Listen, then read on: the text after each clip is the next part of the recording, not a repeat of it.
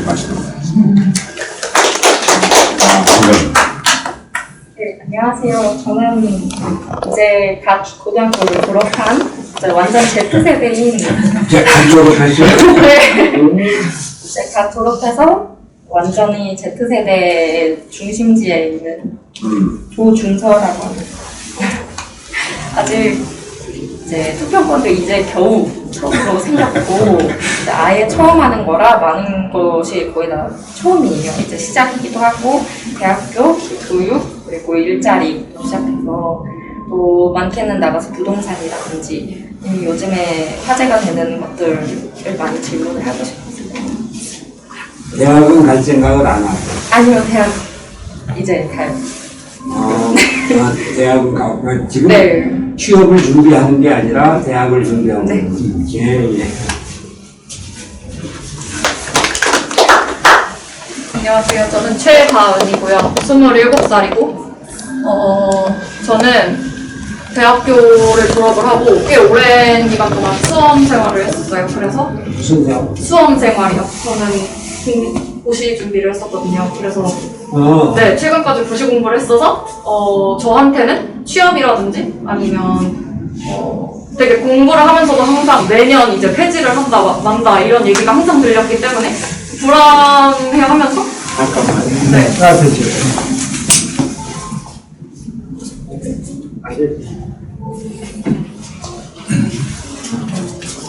결국에는 시험을 그만두고 지금은 시험을 다행히 했지만 하는 순간까지도 계속 일자리가 남아있을까, 나는 이제 일을 시작하게 되면 몇 살까지 할 수 있을까, 그런 고민이 항상 있었던 것 같아요. 그리고 저는 대학교도 그렇고 수험 기간에도 외교나 경제학 쪽을 공부를 했어서 저는 그런 쪽에 관심이 좀 더 있는 것 같습니다.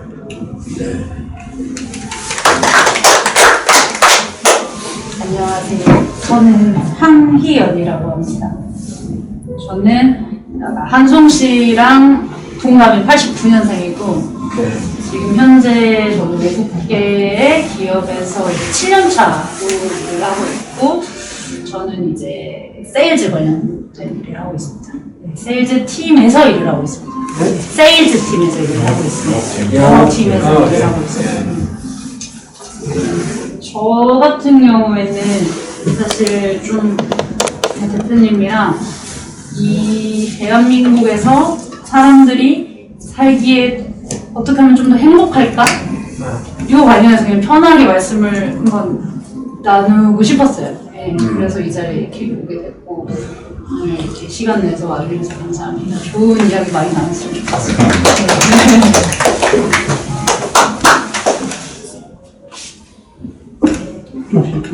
됐어요.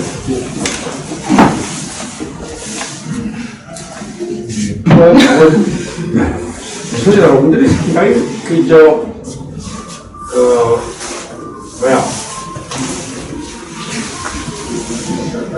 씩씩하다 그럴까, 아주 당당하고 자기 생각이 뚜렷하고 그런 것 같아서 좋네. 우리가 그 전에는 나이 든 사람들하고 만나면 말도 못하고 확실히 많이 달라진 것 같아요. 그 부분에서 제가 평상시 궁금한 게 있는데 세대를 거듭하면 거듭할수록 항상 그 어린 세대들은 있잖아요. 이제 어린 세대가 있고 이렇게 나이 든 세대가 있고 그건 변함이 없는 것 같아요. 그 MZ 세대라고 해서 저는 딱히 뭐 예전에 있던 어린 세대들이랑 크게 다르다고 생각은 안 하는데 제가 경험을 안 해봐서 모르겠어요. 대표님께서는 그런 걸 이제 수차례 경험을 하셨는데 지금 현재 저희가 흔히 부르는 MZ 세대들이랑 대표님이 예전에 경험했던 그 어린 세대들이랑 어떤 차이점이 있는지 그 부분이 좀 궁금해요. 내가 사실 MZ 세대하고 직접 같이 생활하고 이러는 거는 요즘 별로 없는 것 같아요. 내가 몇 살쯤 되고요? 47 정도.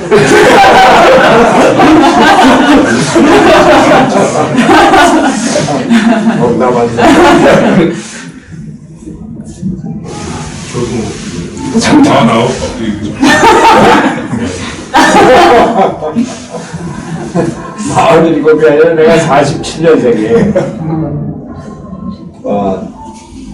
우리 보통 세는 나이도 이런다. 우리 딸이 둘인데 큰 딸이 47인가? 작은 딸이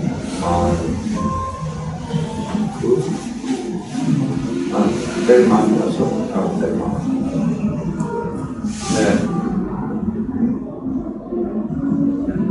애들이 20대 때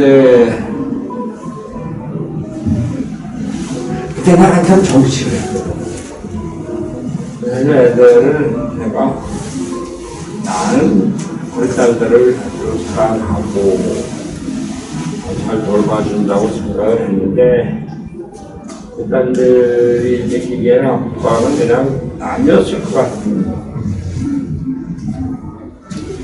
근데 내가 그러고 보니까 20대, 30대를 만난 거는 정치인으로 그리고 대화를 하거나 정책 개발을 하거나 이럴 때 만나.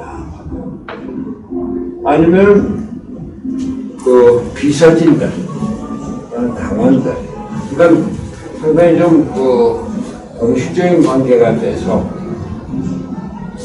아주 뭐 피부로 맞대고 올리고 뭐 이러지는 못한 것 같은데. 그래서 내가 지금 여러분들 지금 이렇게 앉아있으면서 참 아주 자기 얘기를 분명히 하고 나는 가방끈을 내리고 싶다는 게 이런 주변이 분명하고 이런 게 그렇구나.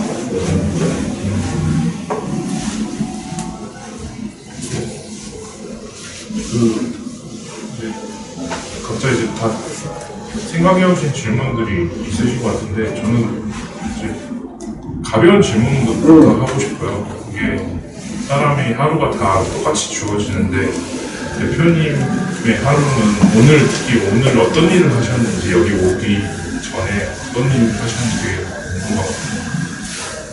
오늘은 내가 김근태라고 네. 알죠?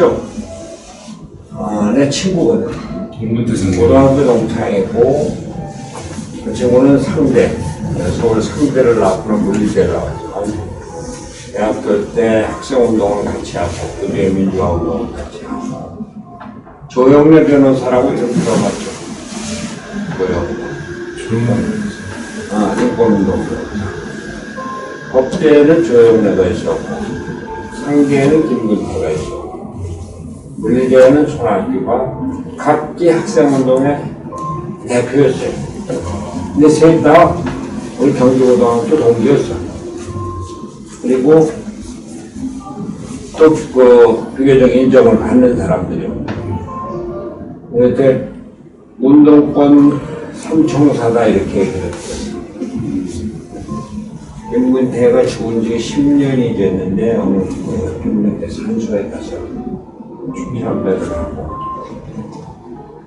사람들 많이 왔더라고. 민주당의 대통령 보고 이재명 보고도 와서 김근태를 따르는 많은 현역 국회의원들, 정치인들 그리고 점심 때는 내가 정치를 시작하면서부터 우리 대학교 초급 때부터 가깝게 지냈고 또 경기도지사 때 가깝게 지냈던 사람들 하고 같이 점심을 하면서 내가 지금 대통령 후보 경선에 나왔잖아요. 다 괜찮았고 이게 그거 모르는 건 괜찮아요. 그런 데 대해서 의견을 사무실 가서 정리하고 사람들 만나고 그러고. 김근태 선생님 만난 거 빼고는 일반인이랑 크게 하루가 다르지 않다라고 생각을 그렇죠. 예. 내가 워낙 대통령 후보가 되면 무척 바빠야 되는데, 내가 무소속이고, 또 늦게 나오고, 내가 우선 언론이 그렇게 따라주질 않아서 활동이 상대적으로 그러니까 늘 바쁜 이런 상황이고, 나는 이제 내가 워낙 대통령 이번에 나올 생각을 하지 않았다가 대통령 선거가 진행되는 걸 보고 이거 이렇게 가서는 안 되겠다 그런 생각으로 대통령 후보를 나와서 이번 선거에 대한 구체적인 준비는 좀 부족한 게 사실이에요. 그래서 정책 공약을 만들고 아까는 사무실에 들어가서도 그거 만들어 왔는데 내년 초에는 정책 공약을 발표하고 그 공약에 따른 현장에 가려고. 근데 내가 이번에 대선에 나온 가장 중요한 목표는 우리나라 전력 부족, 대통령제가 폐해가 너무 큰데 이것에 대한 반성과 전력부조를 바꾸겠다고 하는 의지가 대통령 후보들한테서 전혀 나타나지 않아서 내가 나서서 그 얘기를 좀 해야 되겠다.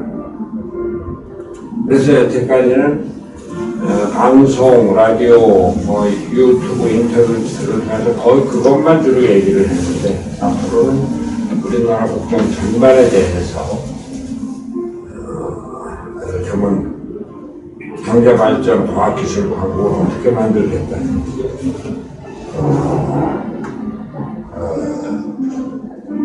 우리나라 국가 안보와 남북 관계는 어떻게 되나.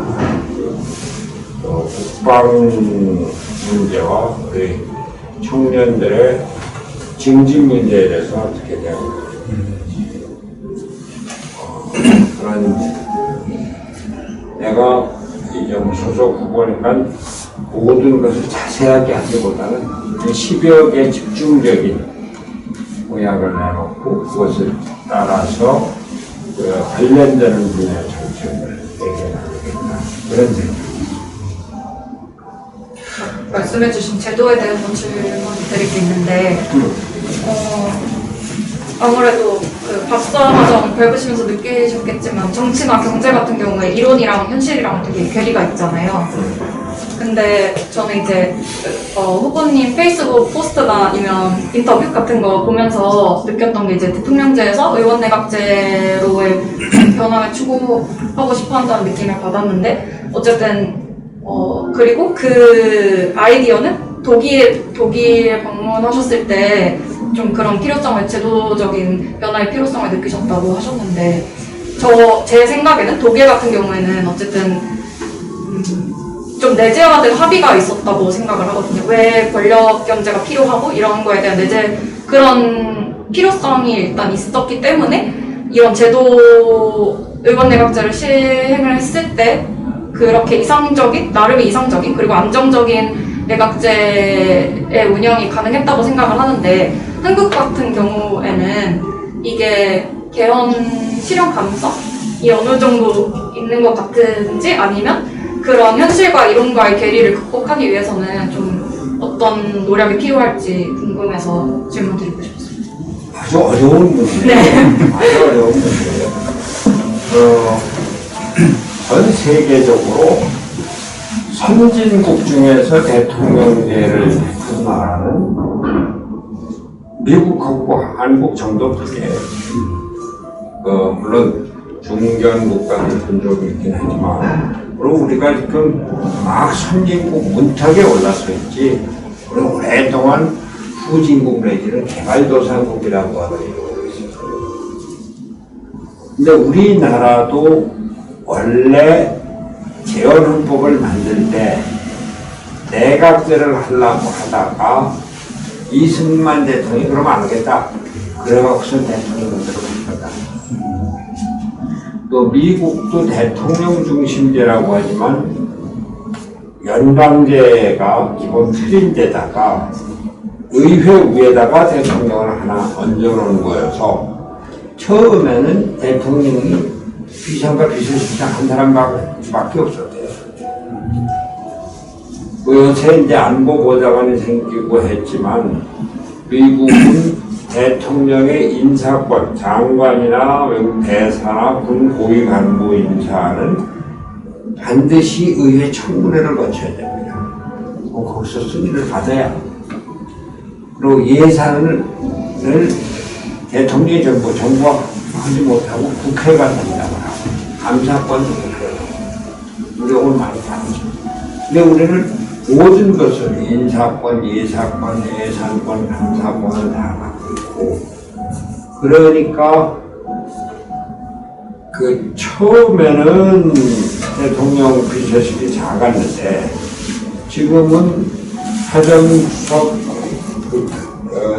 민정수석 비서관에다가 인사수석 비서관, 일자리 수석 비서관, 이게 청와대가 모든 것을 결정을 해서 내각의 장관들이 자율적으로 뭐 할 수 있는 방안이 실질적으로 퍼졌어요.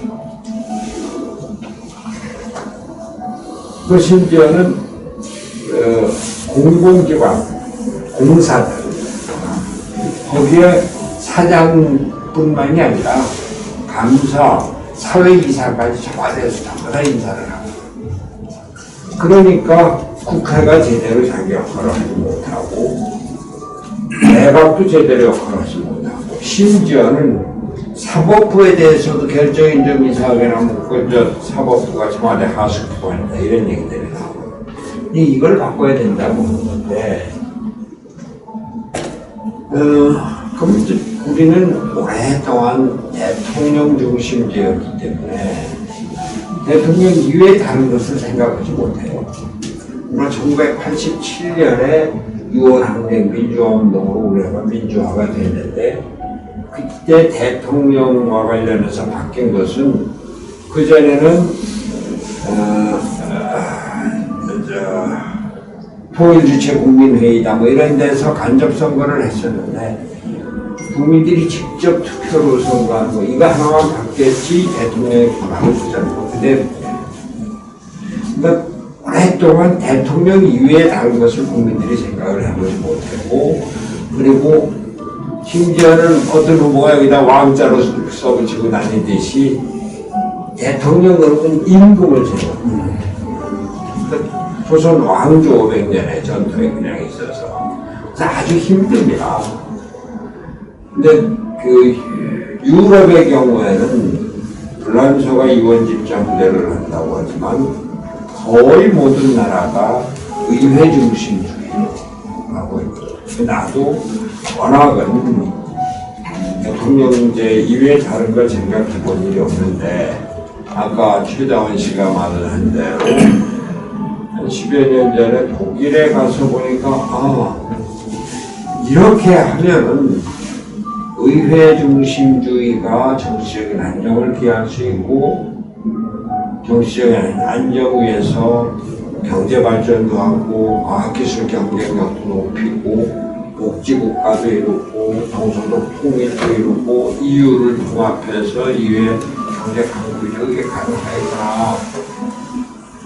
근데 일본은 내각제를 하면서 정치가 불안해갖고 경제 발전에 별로 도움이 못 됐어요.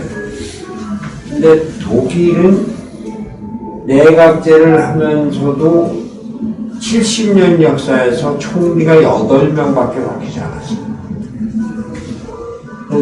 왜 그런가 그랬더니 총리를 불신임을 할 수 있는데 불신임을 하려면 다음 총리를 뽑아놓고 불신임을 해야 돼요. 또 그 의원 내각제가 국회에서 서로 뭐 작은 정당들이 싸울 염려가 있는데 5% 이상을 얻지 못하면 아예 한 석도 국회에 넣지를 못해요. 그런 안전장치가 돼 있어서 정치적인 안정을 기하고 그러다가 보니까 우리나라는 대통령의 모든 걸 갖고 야당은 아무것도 못 가지니까 야당은 정부가 하는 것에 대해서 여당이 하는 것에 대해서 무조건 반대하는 거예요. 정권 투쟁을 해야 돼요. 그러니까 싸움의 정치, 갈등의 정치, 분열의 정치가. 근데 독일은 보니까 1당, 2당이 처음에 선거가 끝나면 제1당한테 조각권을 줘요. 근데 과반수가 안 되니까 3당, 4당하고 연합해서 연립정권을 만드는데 그게 지금 완전히 1당, 2당이 연립정권을 만든 경우 3번이나 되고 그렇게 하니까 상대당의 정책을 받아들일 수밖에 없고 정치적인 안정을 위해서 싸움의 정치가 아닙니다. 그래서 우리도 좀 그걸 해보자 그러는데 우리 최대한 씨 말씀대로 아주 어렵습니다. 내가 이번에 대통령 선거에 나서게 된 것은 이번에 이루진 못하더라도 이거는 대통령이 나서서 우리 개헌하자. 내가 내 대통령직을 내놓겠다. 그렇게 하지 않는 한은 힘들다. 또 한 가지 일단 뭐 그렇게 말씀드리죠. 저는 조금 더 약간 쉬운 질문을 한번 드리고 싶은데, 저 같은 경우에는 취업이나 진로를 결정을 할 때 뭔가 내가 따뜻한 걸 좀.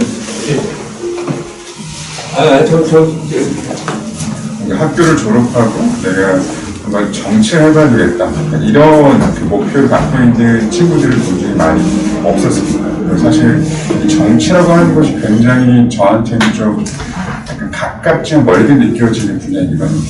대표님께서는 혹시 어떤 계기로 이 정치라고 하는 걸 시작하게 되었는지, 그리고 정치를 오랜 기간 동안 해오시면서 느꼈던 그런 한 감정이나 어떤 키워드 같은 게 있다 그러면 대표 키워드가 뭐가 있을지를 한번 궁금해서 여쭙고 싶었어요.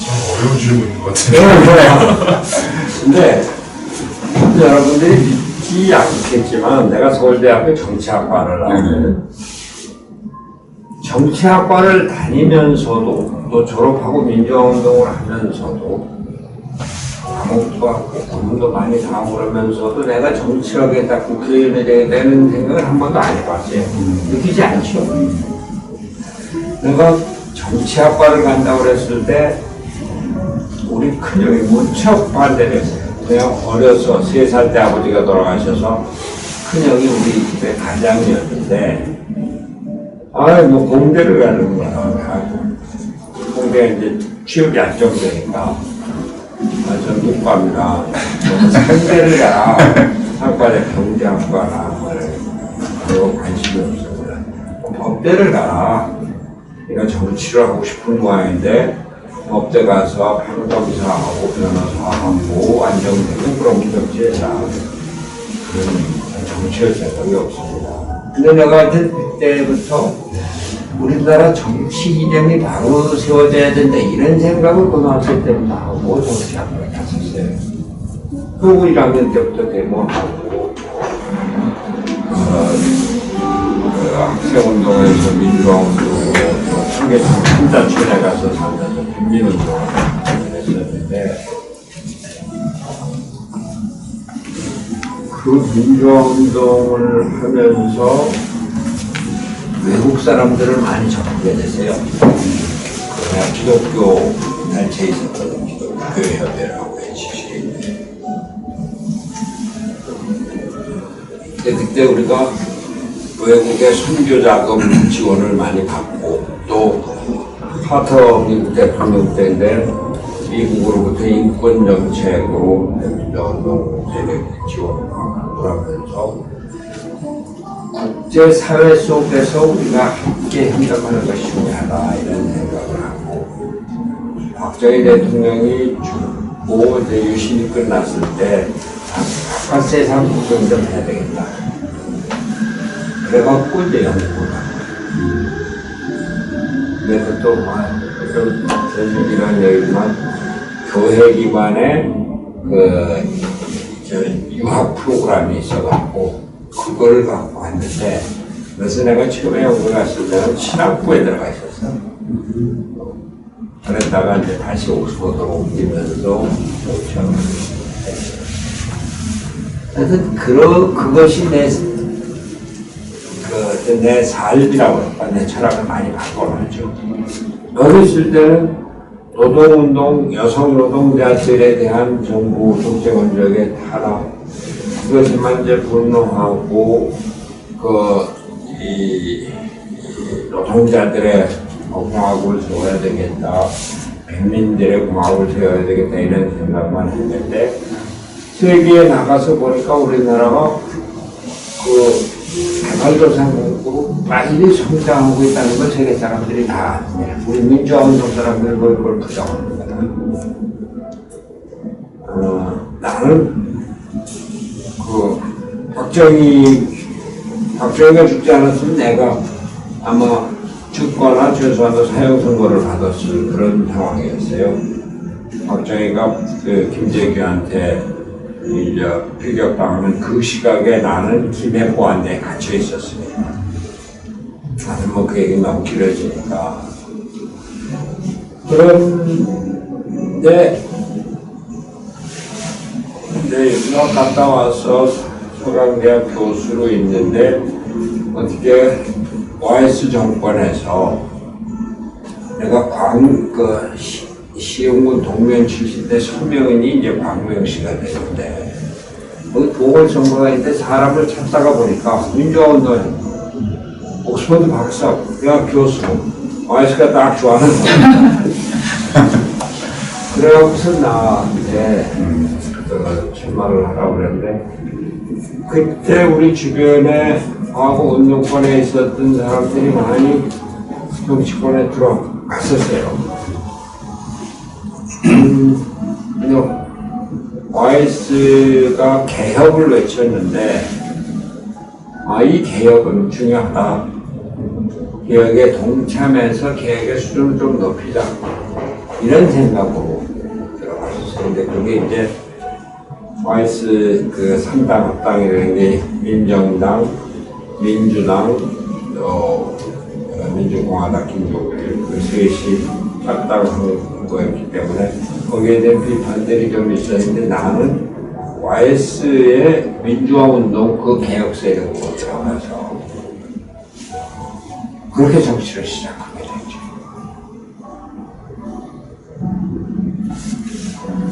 얘기가 좀 길어가고 짧게 줄이기가 힘드네.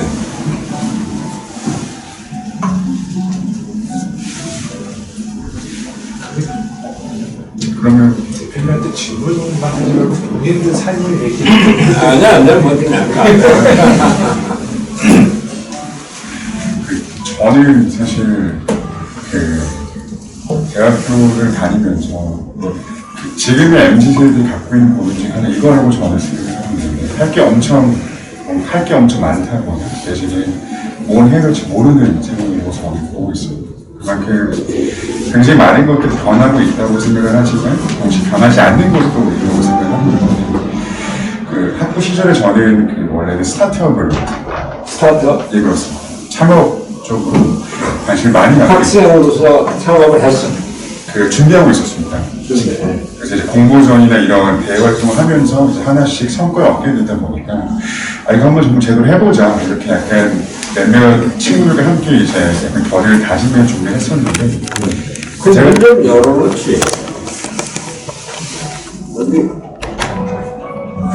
아주 열어놓으세요. 아까 공기가 좀 통하겠다. 오늘 좀 쉬운데.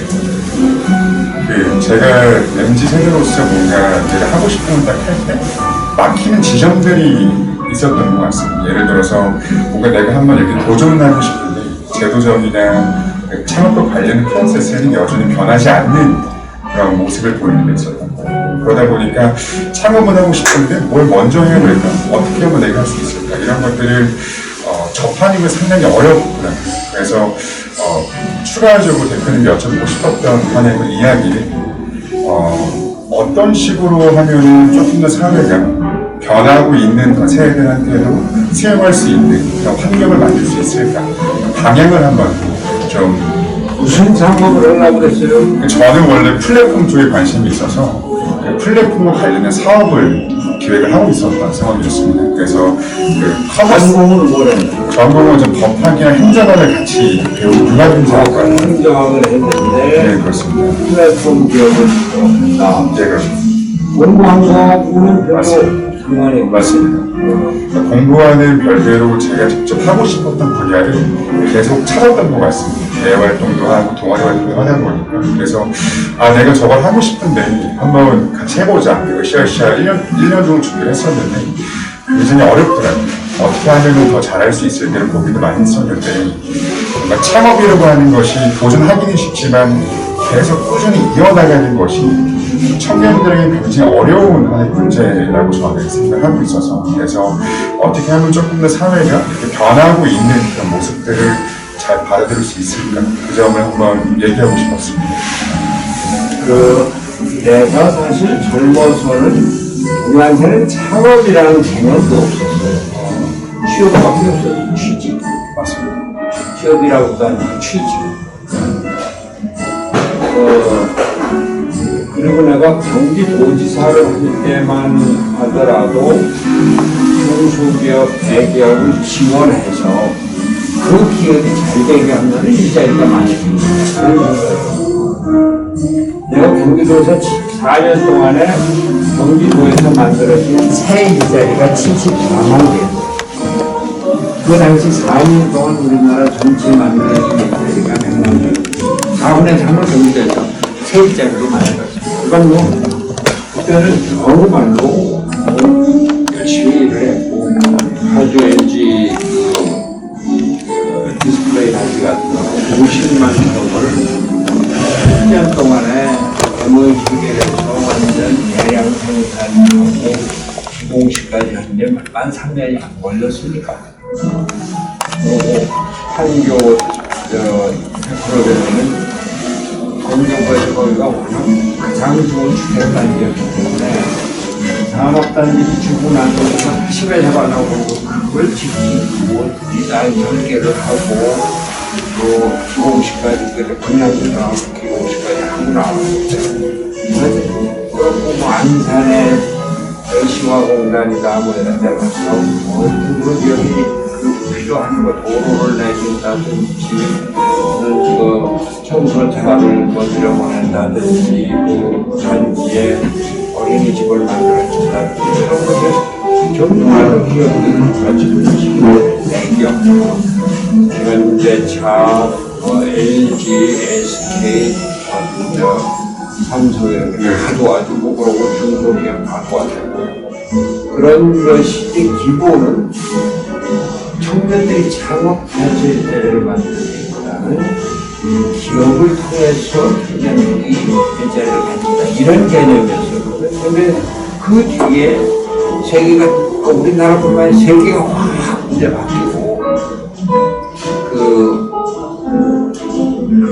김대중 대통령 때 벤처 기업이라는 김대중 대통령이 벤처 기업한테 많은 돈을 용서해주고 벤처라는 게 10개 중에 97개 중국 주석에 사는 이런 거였으니까 그러면서 이제 나도 생각이 바뀌어지고 그 뒤에 내가 대표를 하는데 창업하는 사람들을 같이 나도 결정적으로 내가 이것이 창업이구나 싶은 거는 실리콘밸리에 가서 내가 석 달을 실제로 보면서 그러니까 이런 카페다, 공원이다, 팝 술집이다 전부 다 노트북 하나 갖고선들 뭐 작업을 하는데 거기를 안내해주는 사람들이 저 사람들이 창업을 하고 있을 거다 그러고 창업센터 같은데 가면 그 사무실에 책상 하나를 꼭 빌려주고 또 안에 조그만 거 하나 빌려주고 그래서 이런 사회적인 등기가 중요하다. 미국은 정부에서 직접 지원해 주는 건 거의 없습니다. 사기업의 민간 기업의 자발적 활동을 막지 않는다는 것이 우리나라처럼 그렇게 돈을 지원해 주고 창업 지원센터 정부에서 만들어주는 그런데 미국과 우리나라는 완전히 환경이 다른데 미국은 모든 게 그 시장 경제에서 개인의 자유가 원칙이 되고 자유로운 기업 활동이 그렇게 키워놓고, 근데 우리는 대표적으로 포스코 같은 거 정부에서 세워서 철강회사를 만들어갖고서 이게 커지니까 이제 지분을 나눠줘서 민간기업같이 되지만, 그러나 포스코 회장은 아직도 민간기업이지만 정부에서 인정하다 싶다. 그런 게 티죠. 그리고 박정희 대통령 때 삼성에다 현재 다 정부의 지원을 받고 정부가 이끌어주는 방식이고, 또 전두환 때는 정부에서 그 기업을 붙이고 나누고 그랬어요. 그때 LG가 반도체를 갖고 있었는데 그거를 모터게 하고 반도체는 삼성으로 가고 그 반도체 나무에 있었던 게 하이닉스가 됐어요. 그 하이닉스를 나중에 SK가 인수를 했는데, 그 전에 하이닉스가 망할 때 재정 상태가 아주 안 좋았을 때 이걸 외국에다 팔라고 했었어요. 그것도 지금 기획재정 당시 재정경제부에서 그걸 하려고 했어요. 그러니까 아직까지도 우리나라는 정부에서 뭐를 이렇게 이끌어간다, 또 우리가 무슨 수소산업을 발전시킨다고 해요. 그러니까 대통령이 엊그저께 5대 기업인가 삼성, 현대차, SK, LG, 포스코 또 6대 기업 총수들을 불러서 협력일자리 만들어라. 이제 그런 거예요. 그러면 이제 그 가기 전에 우리 청년일자리 어떻게 만들겠습니다 이렇게 한일 같은 데서는 그런 게 생겼어요. 여하튼 그런 분위기를 생각을 하면은 우리한테 지금은 많은 창업지원센터 같은 것들이 많이 있어요.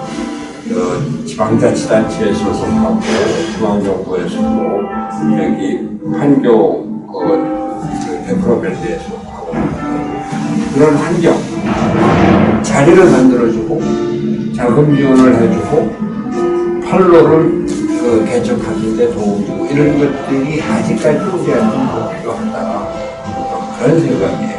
근데 우리나라가 R&D 예산이 전 세계적으로 GDP 기준으로 제일 높은 거야.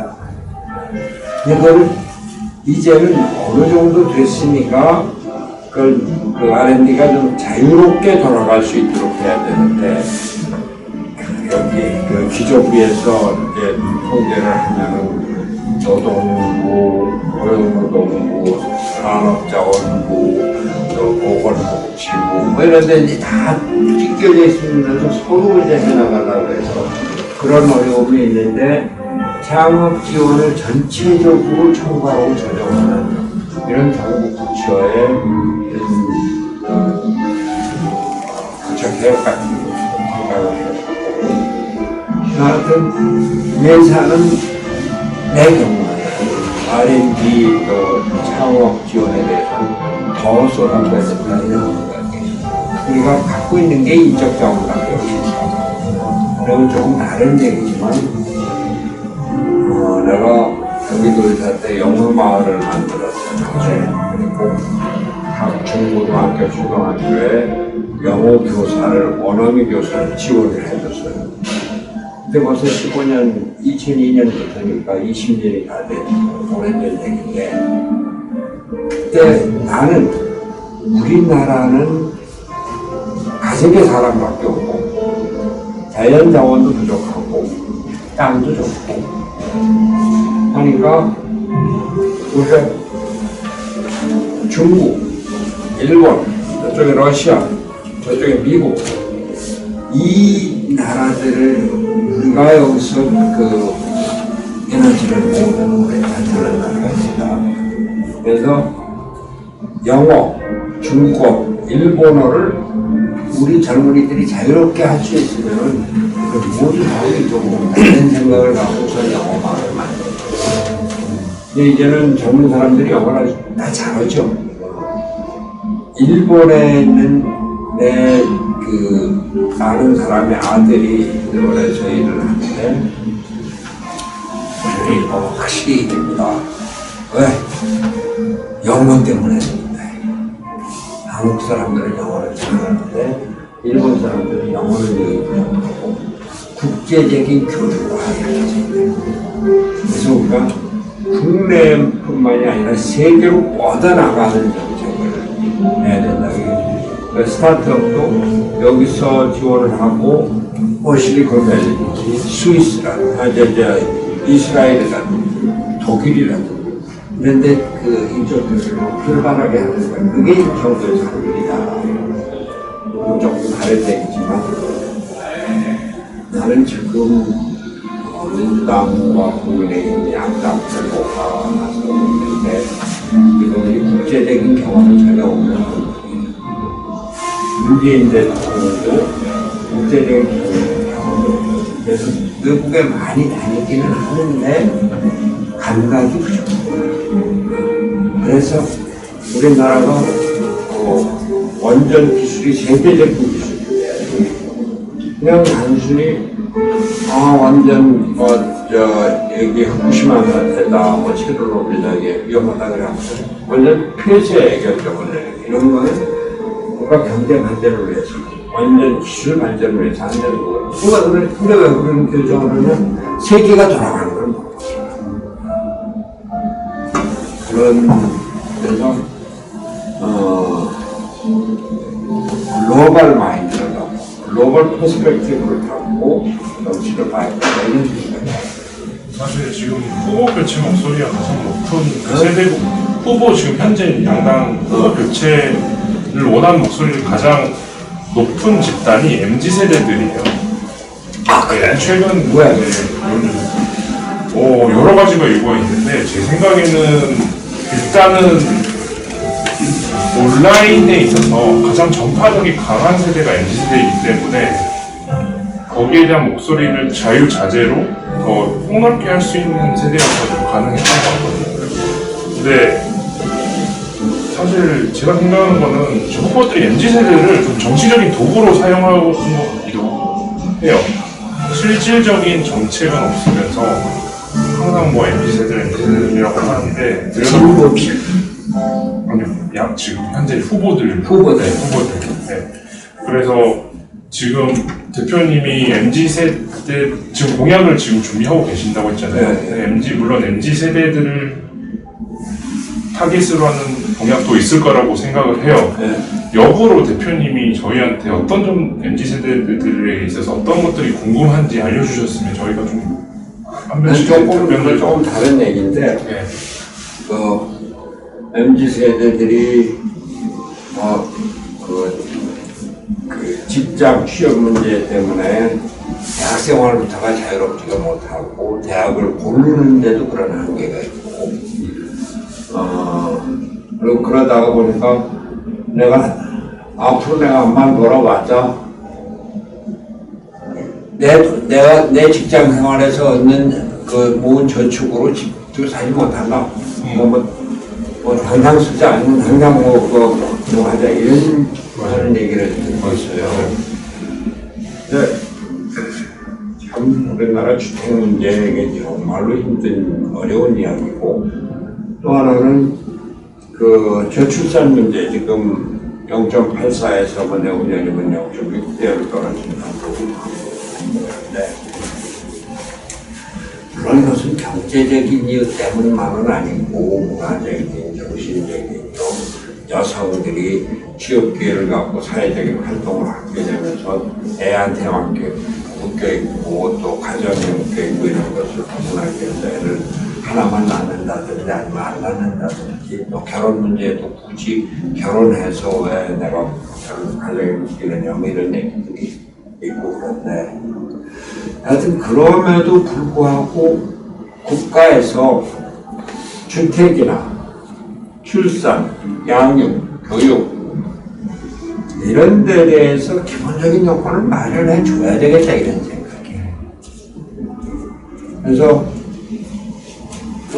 내가 아직 계산은 안 해봤는데 결혼하는 그 젊은 그 남녀 한 가정을 이룰 때 그러면 25평, 30평은 안 된다고 하더라도 실평수 15평 정도는 여하튼 최소한도 그런 마련해 준다. 그리고 출산 비용은 국가가 되고 어린이집이나 유치원 같은 양육 보육도 국가가 책임지고 지금도 이제 중고등학교까지 다 의무교육이긴 한데 나는 앞으로는 좀 길게는 대학 교육도 국가가 책임져주는 이런 정책을 마련해보고 싶어요. 내가 자신을 못해. 워낙 돈이 들어가고 하니까. 근데 독일이든지 프랑스 이런 데서는 국가가 이 대학 교육을 책임져 주거든요. 근데 우리나라 경제가 지금 609조 원인가 이렇게 엄청나게 커졌어요. 그래서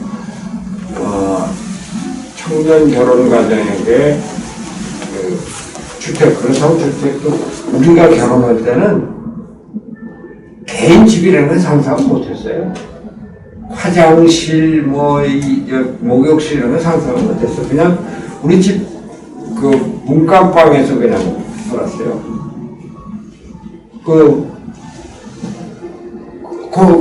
그냥 문간방에 이제 그 연탄화공이 있는 결혼해서 그렇게도 살았고.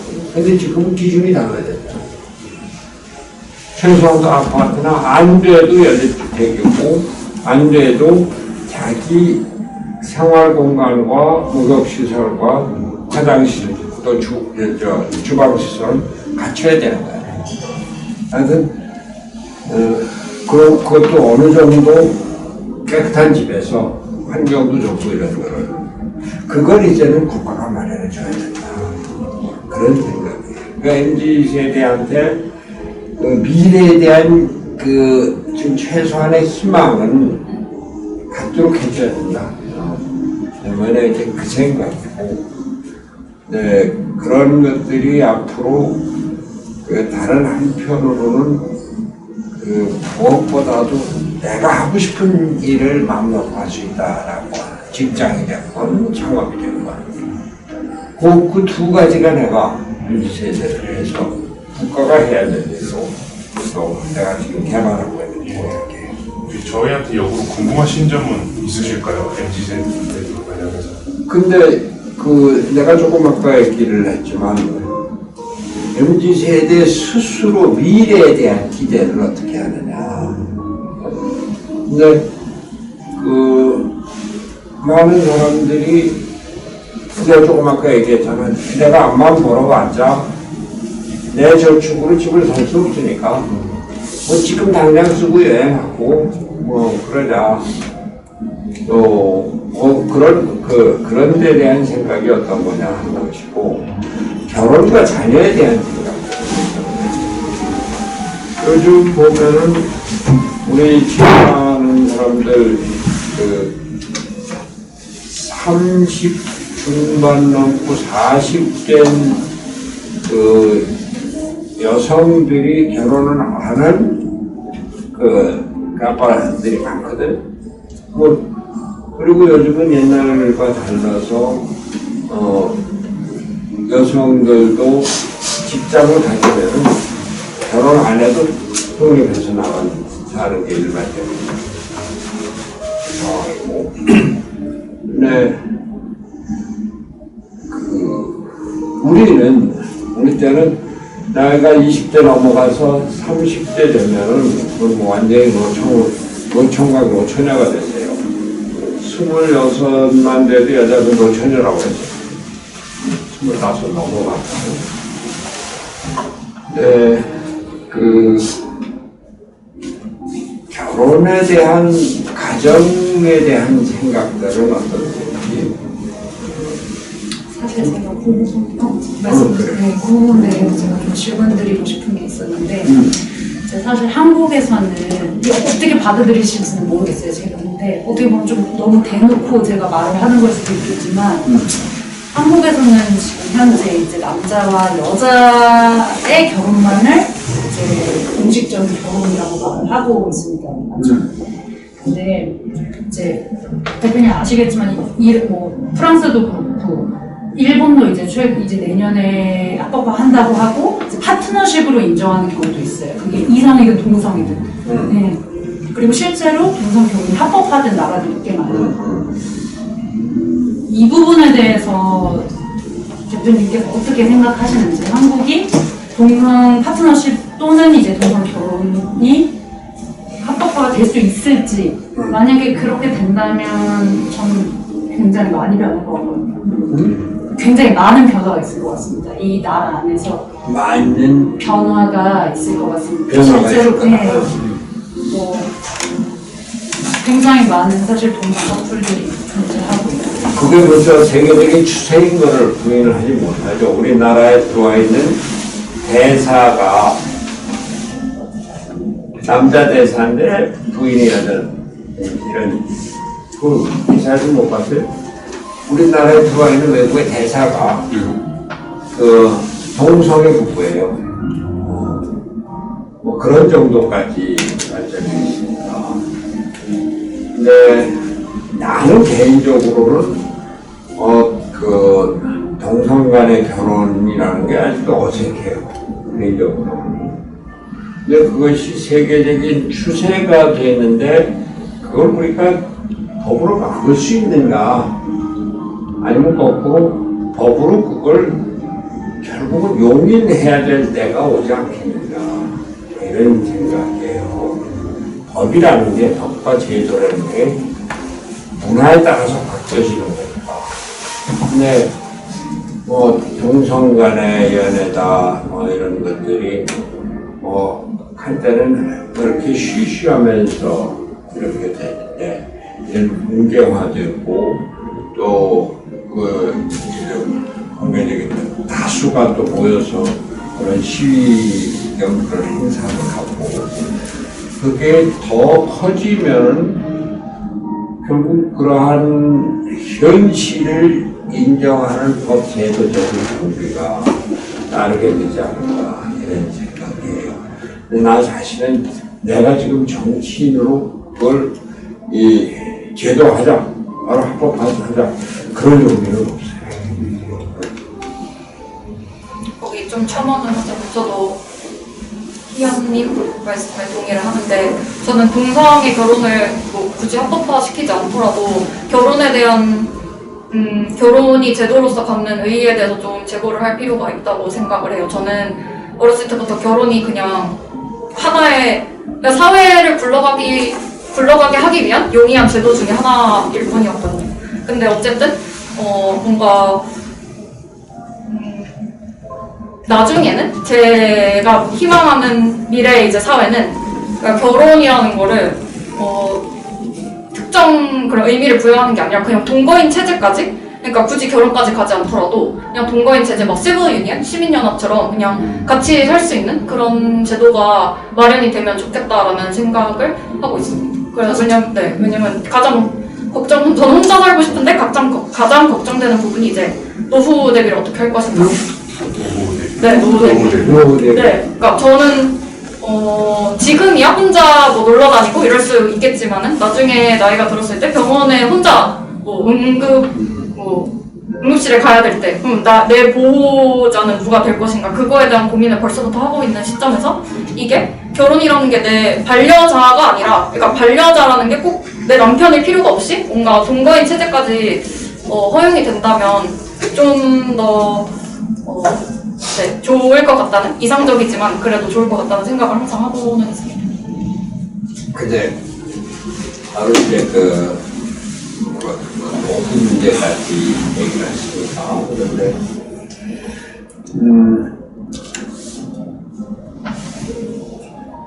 우리 딸 보면 애기를 하나만 갖고 있다가 처음에는 뭐 둘 낳겠다고 그러다가 그건 힘드니까 더 이상 안 낳겠다고 그러다 8년 만에 애기가 생겨서 둘째를 가졌어요. 근데 둘째가 생기니까 좀 제대로 안정된 가정 같은 느낌이 스스로 보인다. 애 하나만 있을 때는 그 애 하나한테만 모든 것을 기울이고 그러고 이제 딸이 자기 생활을 자기 직업이 있으니까 네. 나 같은 사람한테 가정에 대한 이야기를 묻는 게 오히려 맞지 않을까요? 나는 우리 어머니가 열을 낳았으니까 열남매 열째예요. 그러고 그 아들 5, 딸 5을 낳았는데 지금은 이제 누나 하나하고 형이 4이, 형이 3이 있어서 4형제인데, 그러니까 그런 환경에서 자란 사람한테 지금 자녀와 결혼에 대해서 그 새로운 변화, 새로운 경향에 대해서 생각을 하라고 하는 게 무리일지는 모르겠는데, 그럼에도 불구하고 가정의 중요성, 가정이 행복의 원천이라고 하는 생각, 또 그것이 장기적인 내 삶의 안정을 위해서 도움이 된다, 이런 생각을 갖고 있습니다.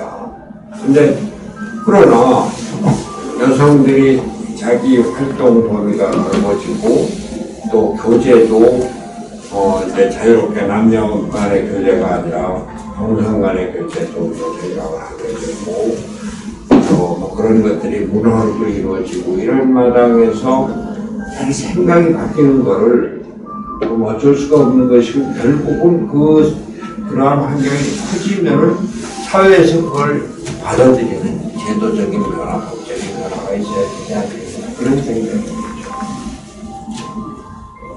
근데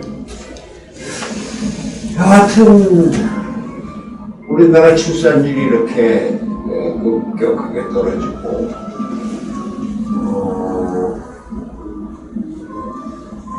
지금 벌써 인구가 줄고 있는데, 그것이 경제 GDP 잠재 성장률을 저하시키고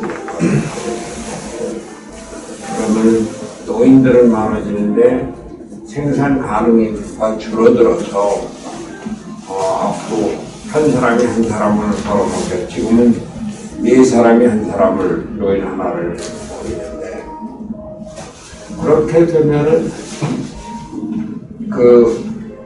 개개인은 어떻게 하든지 간에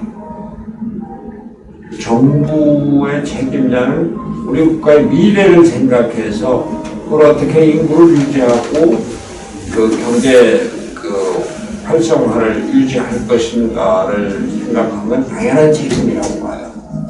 그래서 어떻게 결혼이 경제적인 부담 때문에 결혼하지 않는 이런 조건부터 이제 없애버립니다. 그러니까 주택 문제라든지 출산에서 교육까지 국가가 책임질 테니까 일단 그 문제에 대해서는 걱정하지 않고, 다만 자기 개인적인 삶의 보람이나 행복의 기준 이런 것에 따라서 그래도 결혼 안 한다, 그건 어쩔 수 없는 거예요.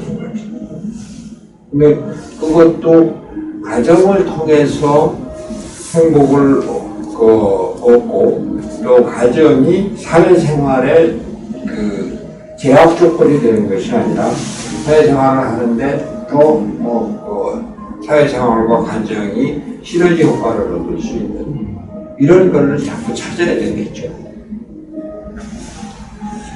그러니까 그런 것 중에 하나가 여성한테만 육아 양육 부담을 주지 않고 남성들한테도 육아휴직을 이제 한다는 거예요. 근데 여러분들 참 놀라운 게, 세종대왕이 500년 전에 노비한테 석 달 여름 100일간 출산휴가를 줬어요. 노비한테. 근데 그것에 그치지 않고 노비의 남편한테도 한 달간 출산휴가를 줘라. 그 노비의 남편이 아이를 같이 한 달간 돌봐줘요. 그게 500년 전에 세종대왕이 했었는데, 근데 그건 이제 우리가 좀 더 적극적으로 하면은, 더더군다나 지금과 같은 IT 시대, 또 네트워크 시대에서 재택근무도 늘어나고 그러니까 이렇게 함께 부부가 아이를 키우고 가정을 돌보는 이런 것을 그냥 한 가정의 문화가 아니라 제도적으로 여기까지 알려지는 만들고 있다. 그런 생각이에요. 저도 그런 부분에 대해서 좀 많이 고민을 하게 되는 편인 것 같은데, 지금의 MZ 세대들이 어떤 부분을 갖고 있을까? 그러면 저는 훨씬 더 많이 개인의 초점이 맞춰져 있다고 보고 있거든요. 그러니까 자기가 어떤 가치관을 갖고 있고 어떤 걸 하고 싶은지에 대해서 하고자 하는 욕구가 워낙 좀 분명히 있다고 생각하고 있는데, 그러다 보니 결혼도 어떤 식으로 하면은 결혼이라고 하는 그 제도적인 부분들을 훨씬 더 잘 지원할 수 있을까라는 점이 저도 굉장히 복합적이지 않을까 생각 많이 하고 있습니다. 예를 들어서 단순히 그냥 경제적인 비용만을 딱 해결해 주는 것이 아니라 실제로 지금도 연애 아예 하지 않는 인구도 MZ 세대 중에서 꽤 많이 있는 걸로 알고 있는데, 심리적으로도 뭔가 누군가와 함께 내가 파트너십을 맺는다거나 아니면 내가 관계를 맺어가겠다라는 그런 젊은 세대들의 분위기 또한 조금씩 더 옅어지고 있지 않을까 하는 생각을 좀 하고 있습니다. 그래서 그런 거에 대해서 한번 여쭙고 싶었습니다. 점점 MZ 세대들의 경우에는 개인이 지니는 가치관이 더 특화되어 있을 텐데, 그럼 우리 사회가 어떤 식으로 하면 그런 변화를 조금 더 잘 수용할 수 있을까에 대해서도 한번 여쭙고 싶었던 부분이었습니다.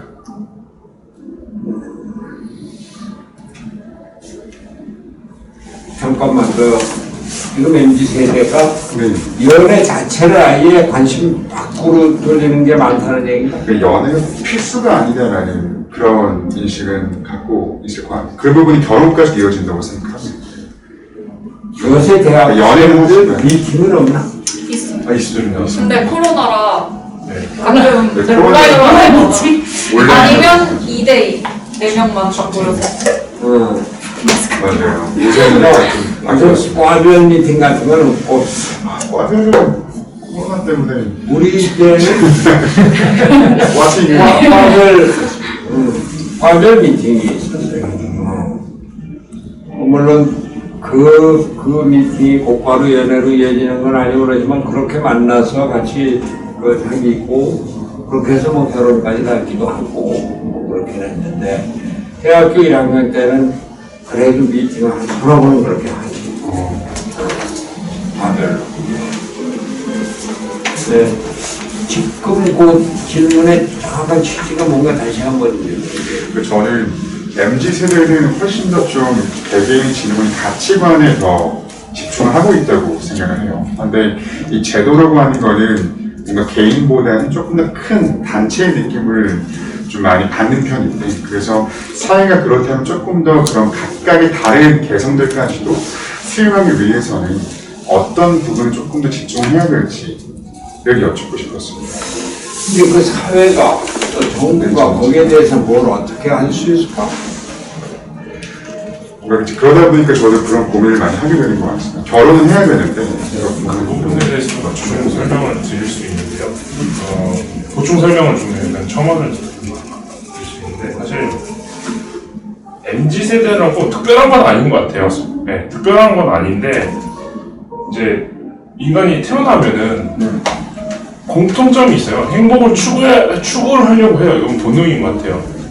이거는 세대를 다 떠나서 이제 행복을 추구하려는 그 본능적인 게 있는데, 이게 내가 과연 지금 행복을 추구하고 있냐, 그 큰 물음표가 들어요.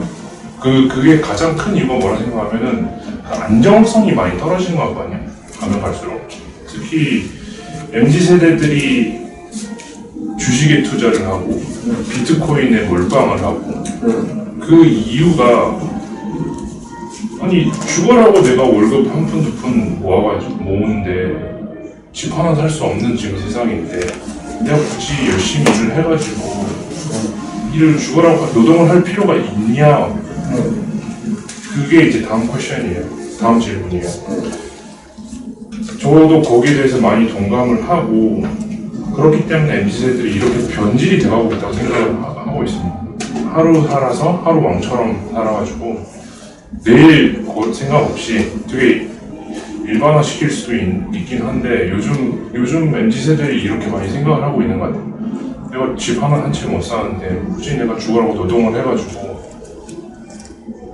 내가 월급을 받아가면서 살아갈 필요가 있냐. 그냥 하루 마음껏 즐기고 내일 내일 생각 없이 오늘 하루 명품 사고 뭐 내가 원하는 거 사고 그게 큰 지금 현 시점에서 가장 큰 문제예요. 실제로 그렇게도 살고 있나? 네. 그런 부분들이 많이 대부분 다 네. 그렇게 파이어족이라고 하는데 파이어족? 파이어족. 네. 파이어? 네. 파이어, 불. 그러니까 네, 몇 년 전에는 욜로족이라고도 불렸는데 그러니까 그냥 한 번 사는 인생 좀 짧고 굵게 재밌게 살다가 약간 이런. 그래서 파이어족은 이제 20대, 30대까지 돈을 최대한 많이 자산을 불려놓고 이제 40대부터 쉬겠다 그 돈을 갖고. 근데 문제는 이제 일반 직장인들 같은 경우에는 연봉으로는 30대까지만 일을 하고 40대 때부터 이제 쉬는 게 불가능하니까 재테크도 하고 그다음에 뭐 주식, 코인 이쪽으로 많이 가는 것 같아요. 그래서 그거는 뭐 기사에서도 여러 번 다뤘듯이 좀 부정할 수 없는 좀 현실인 것 같고, 근데 그것마저도 물론 사회 문화적인 현상이지만 그 기저에는 경제적인 원인이 아마 가장 크지 않을까. 그리고 그게 아까 수홍님 네. 언급하신 그 불안정성 때문이 아닐까. 불안정성이 제일 큰 것 같아요. 그러니까 옛날에 이제 보도가 이제 전래동화에서 개미와 배짱이 보면은 항상 부모님들이 너는 개미처럼 배짱이가 되지 말고 개미처럼 열심히 살아야 된다. 롱런을 해야 된다. 길게 인생을 길게 보고 살아야 된다고 말을 하면은 요즘 세대들은 정말 다 배짱이가 대부분인 것 같아요. 네, 제 주변도 그렇고. 근데 그의 가장 큰 문제점이 이제 불안정성이라는 거죠. 정말 그 아까 비트코인 얘기를 했는데 비트코인 투자들을 많이 하나 실제로. 실제로 많이 합니다. 안 하는 한소호 씨도 좀 해봤어요? 저도 했고요. 많이 꼬랐습니다. 많이 들었어요. 많이 꼬랐습니다. 뭐 혹시 괜찮으면 얼마나 이랬어요? 저한테 이거 금액을 말씀드리면 네. 근데 그 비트코인 투자를 할 돈은 자기 돈으로 하나 뭐 빌려서 하고 이게 케이스마다 다른데요. 정말 뭔가 크게 한탕을 하고 싶다면 대출까지 해서 몰빵하는 경우가 있고요. 저 같은 경우는 좀 안정성을 좀 추구하는 편이라서 제가 월급을 이제 적금 들어놓은 거 좀 깨가지고 투자를 하는 경우가 있어요. 이것은 뭐 B2라고도 해서 빚 빌려가지고 가상화폐나 주식에 투자하겠다라고 하는 젊은 세대 굉장히 많이 있습니다. 그러니까 한 번에 크게 벌겠다라는 부분이 좀 그러면 많이 되게 성공하나? 성공률이 성공률이 낮죠. 성공률이 많이 났습니다. 직업에 대한 가치관도 되게 많이 바뀐 게, 후보님도 유튜브 시작하셨잖아요. 그 유튜버들을 요즘에 신흥 귀족이라고 부르거든요. 신흥 귀족이라고 불러요. 유튜버들을. 성공한 유튜버들. 이제 구독자가 뭐 몇만만 돼도 이제 광고비 들어오고 하니까 엄청 많이 벌게 되거든요. 그러니까 직장을 다니던 사람들도 퇴사를 하고 유튜브 전업을 하게 되고.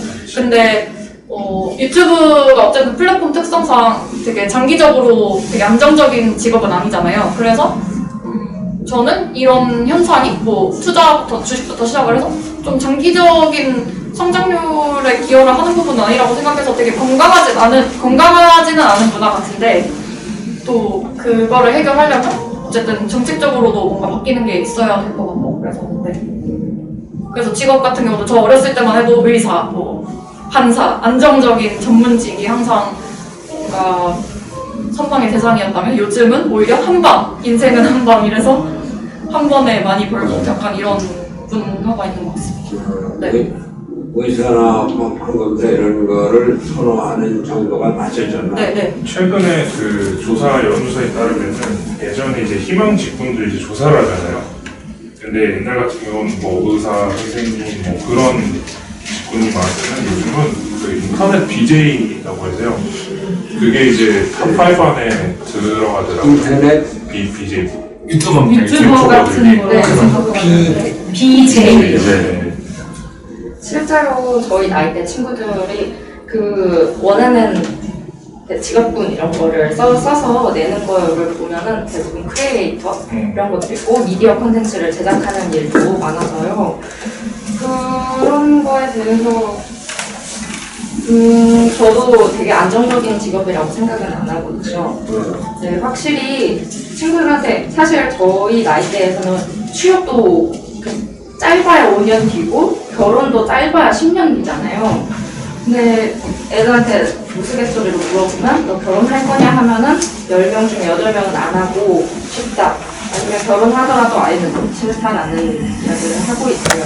그리고 대학교를 가면 또 취업에 대해 고민을 하게 되고 취업을 하면 또 결혼이나 아니면 자금이나 자신의 집이나 이런 거에 대해 고민을 많이 하게 되는데 그거에 아마 많이 지친다는 생각을 많이 해가지고 미래보다는 지금 현재에 대해서 좀 더 자기 자신만의 일을 먼저 하고 원하는 걸 하자 이런 건데 사실 긍정적인 건 아니에요. 저로서는 되게 저는 미래를 조금 보는 성격이라서 미래를 향해서 가야 된다라고 생각하는데 요즘 친구들은 거의 다 하루, 한 달 이런 걸로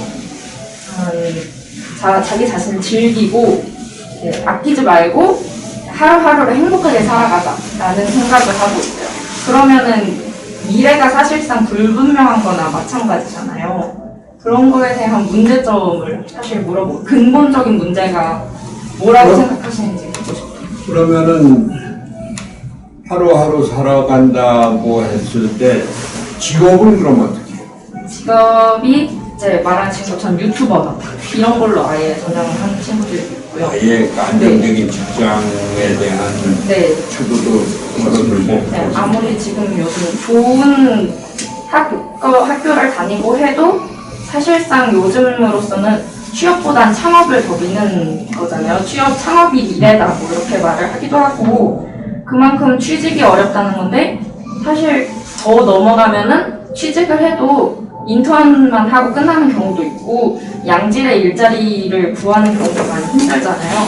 그것 때문에 지금 저희 나이대 친구들도 점점 더 자신을 즐기자라는 생각을 하고 있거든요. 그러면 뭐 삼성이나 현대차다 이런 대기업이나 공기업 이런 데에 대한 욕구도 많이 줄어들고 있나? 네, 많이 줄어들어요. 많이 줄어들었어요. 높은 강도의 일이나 아니면 아예 취직 자체가 어렵다 보니까 그래도 그 고시, 공무원, 또 저 대기업, 또 공사 이게 그 경쟁률이 무척 높은데 그것도 경쟁률도 낮아지고 있나? 아니면 우수한 사람들이 거기 가는 게 좀 꺼리고 있나? 경쟁률 자체가 변하지는 않은 것 같아요. 왜냐면은 물론 거기에 지원하려는 사람들은 당연히 수요는 그대로 유지는 되겠죠. 이제 문제는 이제 인식이 많이 바뀌었다라는 겁니다. 내가 굳이 고생을 해가면서 이런 걸 준비를 해야 되나? 보통 그런 거 준비하려면 많게는 1, 2년, 적게는 한 6개월에서 1년 정도 걸리는데 내가 굳이 그 시간을 낭비라고 생각을 해요. 요즘 세대들은. 그럼 내가 시간을 개인적인 써가면서 그걸 준비를 해야 되나? 준비를 해도 안 될 가능성이 높은데 라고 생각을 해요. 차라리 내가 그 시간에 나만의 유튜브 채널을 만들어서 광고비를 얻거나 아니면은 비트코인이나 그런 주식에 좋은 정보를 얻어서 한탕을 해먹겠다 그런 생각이 조금 더 강해서 저는 이걸 정말 큰 문제점이라고 생각하고 있거든요. 이게 지속이 된다면은 정말 걷잡을 수 없이 더 커질 것 같아요, 문제가. 저는 공기업도 준비를 했었는데 공기업 같은 경우에 그 경쟁률은 비슷한 이유가 적게 뽑아서 뽑는 인원을 줄였어요. 그러니까 수요가 비슷해도 지원자가 비슷해도 이제 경쟁률은 유지가 되는 거죠. 네.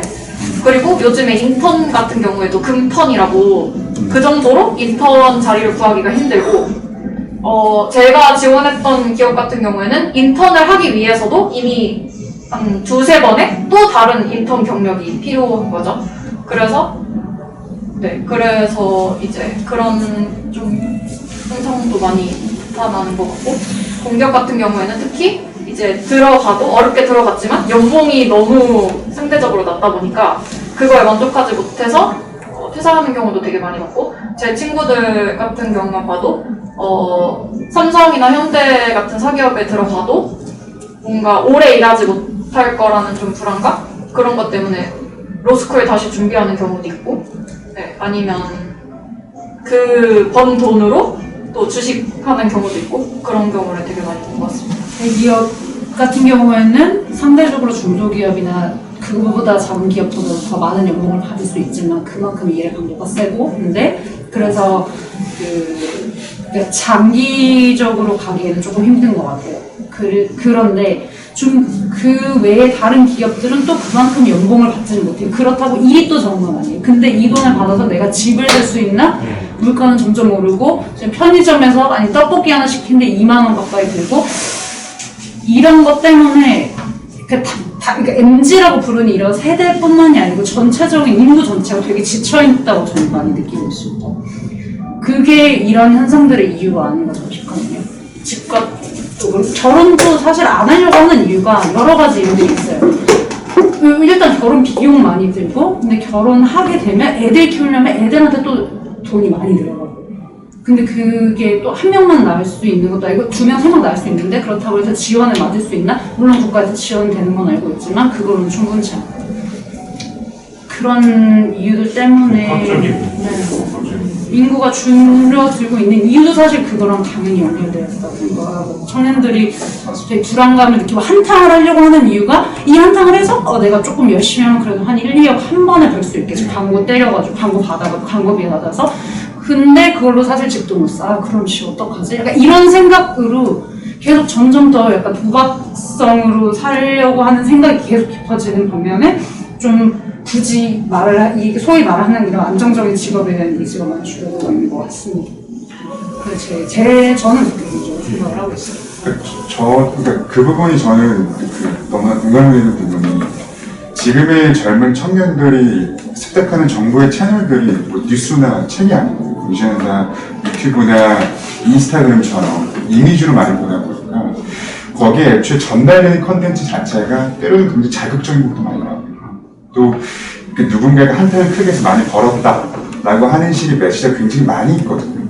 그런 것들이 워낙 저희들 주변에 워낙 많이 있다 보니까 영향을 받을 수밖에 없다고 생각합니다. 나는 내 삶은 막 힘든데, 어렵고 막 삼성 준비하고 있는데, 누구는 꼭 삼성이 아니어도 잘 살고 있는 모습들이 있는 거고, 그러다 보니까 꼭 답이 아니구나. 그러니까 삼성을 가는 게, 현대자동차를 가는 게 꼭 인생의 정답이 아니라 그 안에서도 뭔가 나만의 일을 한다거나 크게 좀 한탕을 해보는 것 자체가 의외로 나한테 큰 답이 될 수 있겠구나라는 걸 많이 느끼는 것 같아요. 이게 정말 세대의 문제라기보다는 정말 전반적인 사회 분위기가 이렇게 많이 잡혀져 있는 것 같아요. 그게 주거로도 이어지고 취업으로도 이어지고 결혼이나 그래서 미래나 전반적으로. 그래서 그 불안감이라고 하는 것이 저는 엄청 큰 요인이 아닐까라는 생각을 많이 하고 있습니다. 많이 불안하다라는 전반적으로. 그 불안감을 어떻게 하면은 좀 줄이거나 없앨 수가 있을까? 그러니까 MZ 세대가 우리의 불안감, 또 지금 당장 잘 살아보자, 미래를 생각하지 않는다, 이런 거를 꼭 그것이 현재 추세라고 하더라도 꼭 바람직한 건 아닐 텐데, 그걸 어떻게 하면 나라에서 뭐를 해줄 수 있는 게 있을까? 그런 것에 관해서. 나라에서 꼭 뭘 제도로 해서 그런 것보다도 인식을 적당히 개선을 시키는 것도 좋다고 생각을 하거든요. 저희가 취준생, 삼성 이런 대기업에 들어오기 위해 취업을 준비를 하는 시간이 짧아도 1년이고,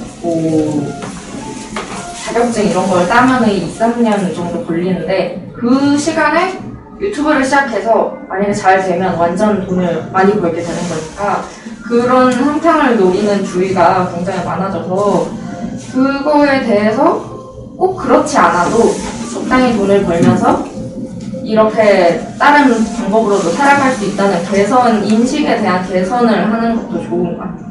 네, 나라에서 굳이 한탕을 노린다 이런 주의를 좀 인식을 개선시키려는 태도, 이런 게 필요할 것 같아요. 한탕을 노리는 그 이유를 궁극적으로 생각을 해봐야 되는데요. 아까도 말씀드렸다시피 죽으라고 내가 노동을 해도 집 한 채 못 사는데 그래서 저는 부동산 문제가 가장 딱 찝자면은 부동산 문제가 가장 큰 것 같아요.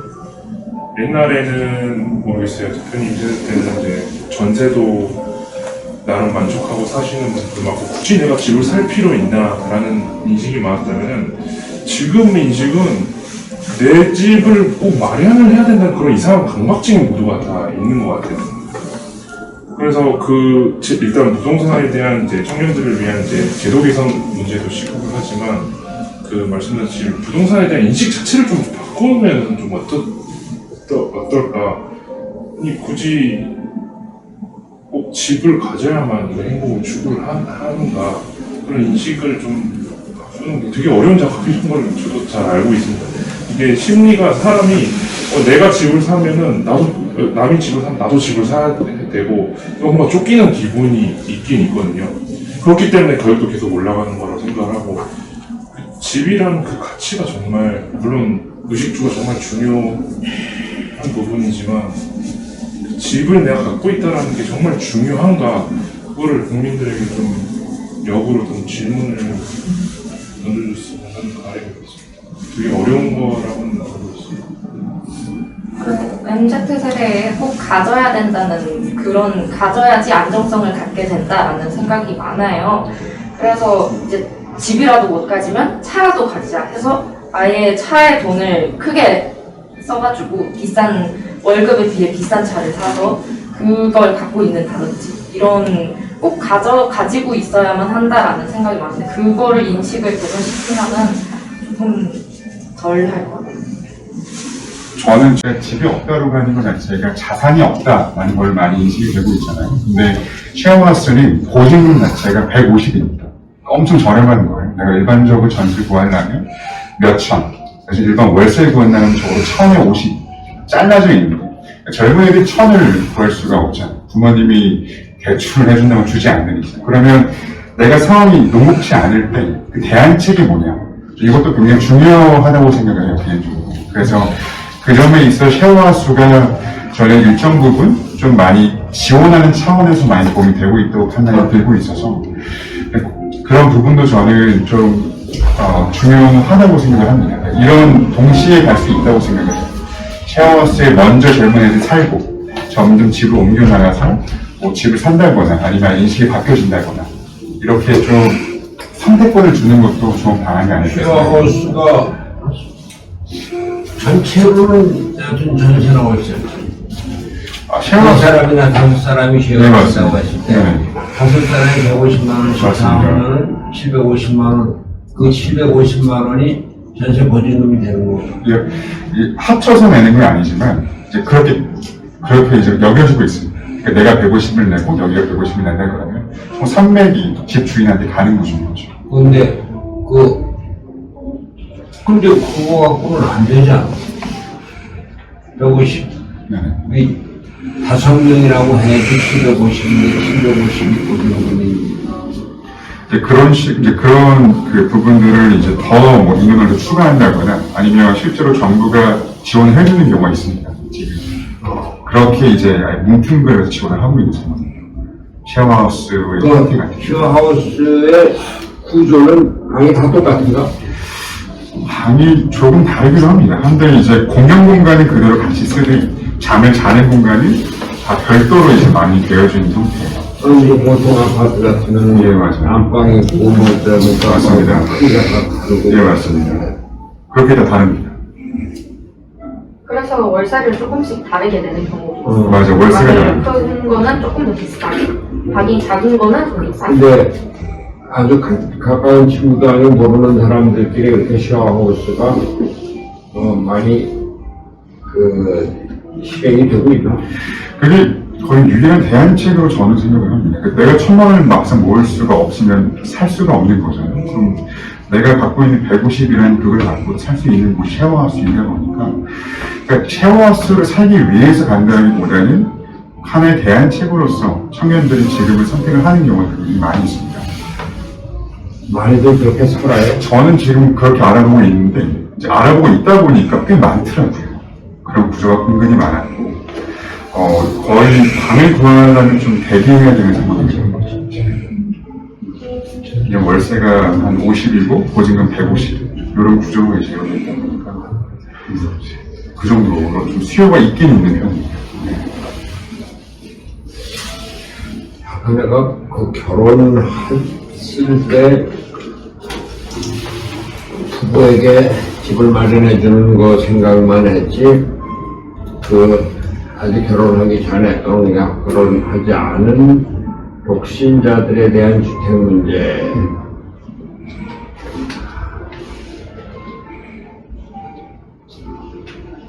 그걸 어떻게 해야 되나?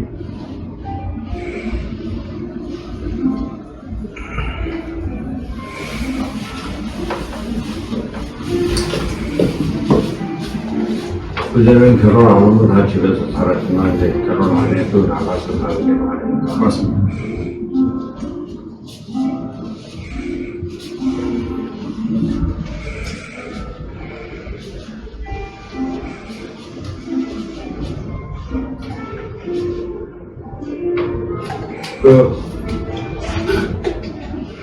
근데 그걸 어떻게 해야지,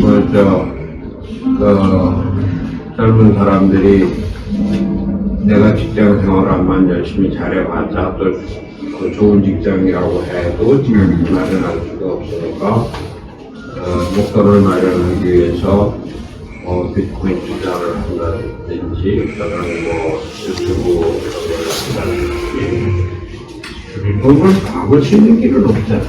근데 저는 이제 기본적으로 거주가 투자나 투기의 목적이 돼서는 안 된다고 생각을 하고 있어요.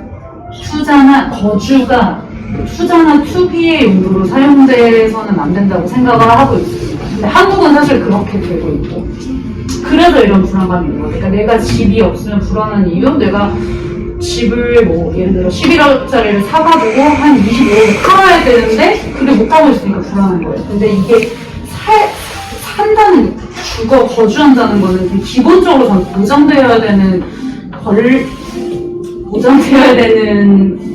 권리라고까지 하긴 그렇지만, 이제 보장되어야 되는 부분이어야 된다고 생각하거든요, 시민으로서는. 근데 그게 이런 용도로 사용이 되고 있고, 청년들이 불안해하는 이유가 공공주택, 임대주택이 많이 나와 있지만 되게 많은 수가 신혼부부를 위한 주택들이고, 청년들을 위해서 나와 있는 곳들도 경쟁률이 너무 치열해요. 아니면 이제 좀 상가가 많이 안 좋죠.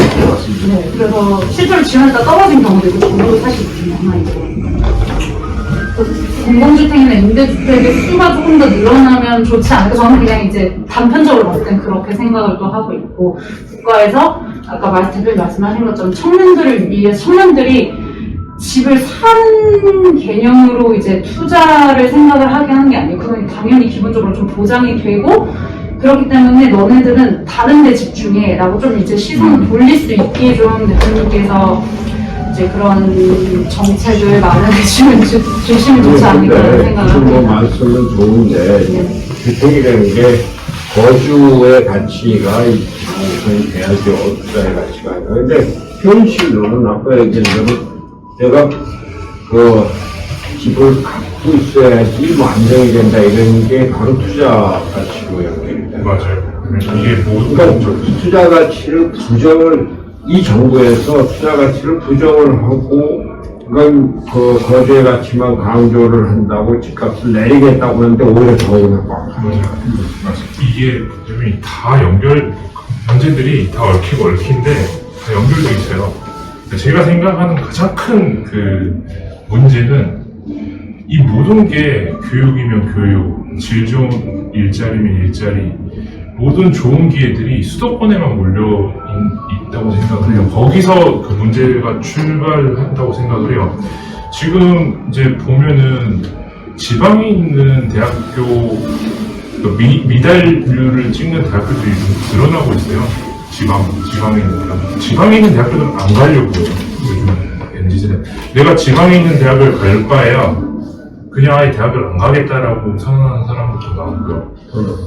그 이유는 MZ세대에 있는 전 세대들이 무조건 대학을 가려면 수도권에 있는 대학을 가야 돼 라는 그 인식이 지금까지 내려온 거거든요.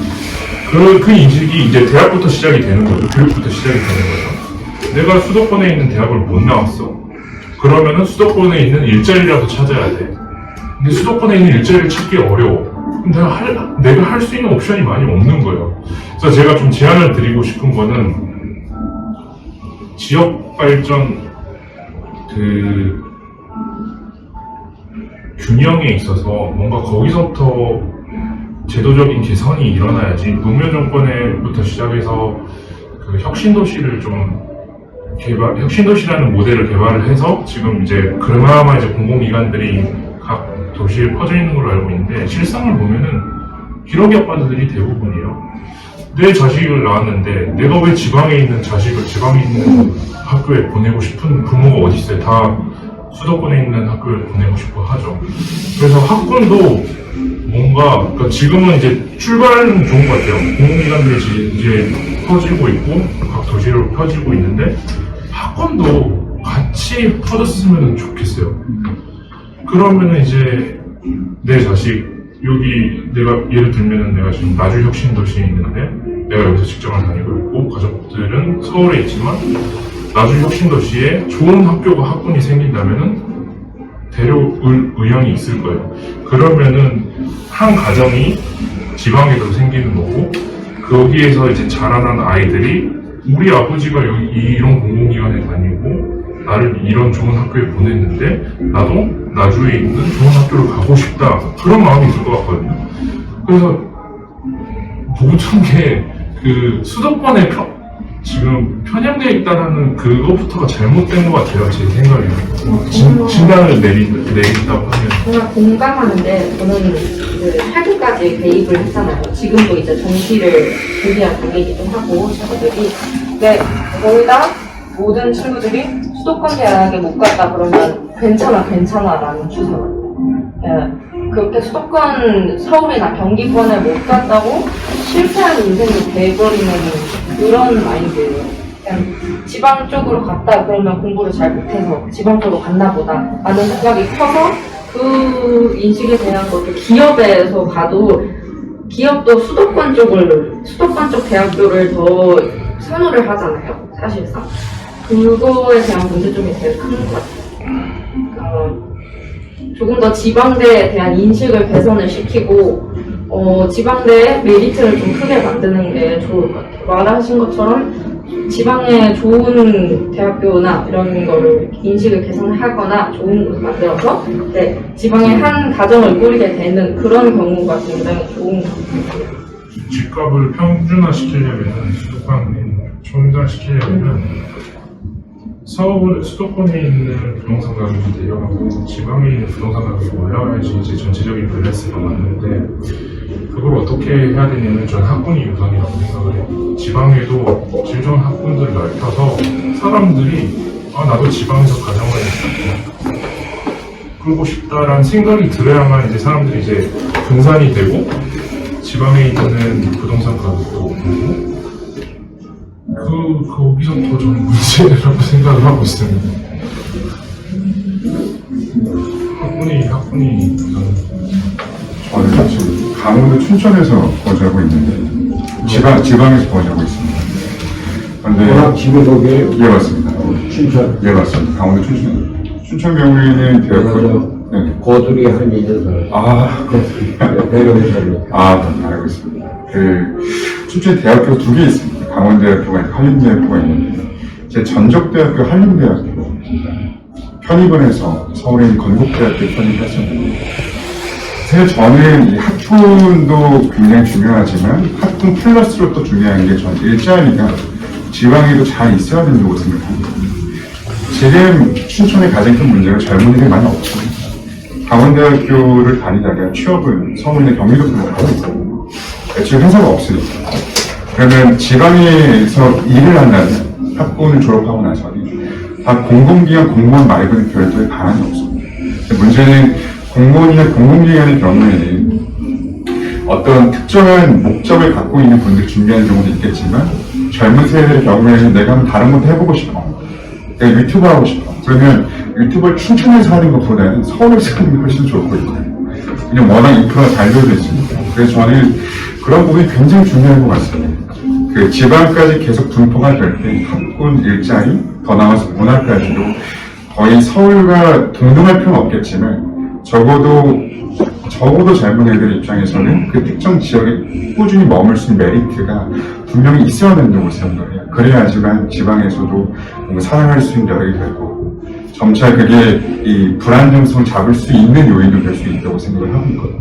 하나의 해결책으로서 앞서 그 수홍님께서 말씀했던 거랑 좀 비슷합니다. 근데 오늘 그 씨는 네. 서울에서 대학을 나왔는데 왜 춘천에 다시 가지? 제가 이제 서울에서 대학교를 나가고 이제 취업 준비를 집에서 춘천에서 집에서 하고 있었어요. 취업은 어디 생각하면서 준비하고? 원래 저는 좀 그 외국계 쪽, 지금 인턴하고 있는 것도 외국계인데, 좀 외국계 쪽으로 한번 진로를 좀 나아가고 싶어서 그쪽으로 지금 준비하고 있습니다. 시간이 너무 아쉽지만 더 많은 질문들이 있는데 여기까지. 정말 고맙습니다. 내가 오늘 생각했었던 것보다 훨씬 더 많은 이야기를 듣고 또 내 생각을 많이 하게 되고 또 MZ에 대한 정책 개발이 좀 더 이렇게 폭 넓어야 되겠다 이런 생각을 하게 돼서 우리나라 정치가 참 MZ세대에 대해서 많은 관심을 갖고 있기는 한데 구체적인 대안을 마련하고 이러는 것들이 많이 부족한 것 같아요. 또 오늘 여러분들이 아주 구체적으로 얘기를 해주셔서 앞으로 내가 공약 개발을 하고 또 우리 정치권에서 해나가야 될 일을 찾을 때 좋은 인사이트를 많이 얻었습니다. 감사합니다. 네.